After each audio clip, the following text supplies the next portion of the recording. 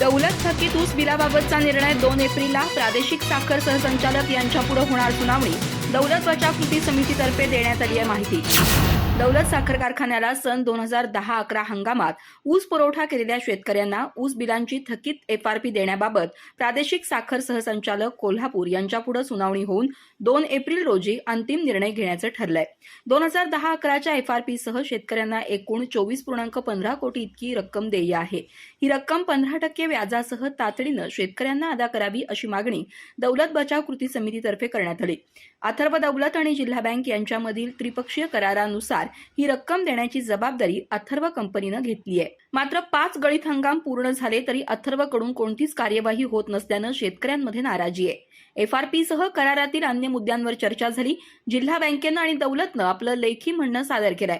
मात्र अथर्वचं व्यवस्थापन वकिलांमार्फत तारखा घेत आहे. शेतकऱ्यांच्या देण्याबरोबरच कामगारांची थकीत देणी 30,60,00,000 रुपये आहे. त्याबाबतही सुनावणीमध्ये चर्चा झाली. शेतकऱ्यांच्या सहनशीलतेचा अंत फार काळ पाहू नये अशा भावना शेतकऱ्यांच्या वतीनं व्यक्त करण्यात आल्या. व्याज आकारणीसह शेतकऱ्यांना देय असलेली रक्कम 96,60,00,000 रुपये होती.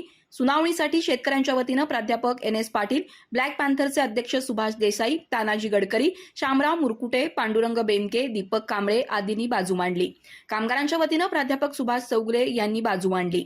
दौलतचे मनोहर होसूरकर, अथर्वचे VV मराठे आणि जिल्हा बँकेचे व्यवस्थापक बैठकीला हजर होते.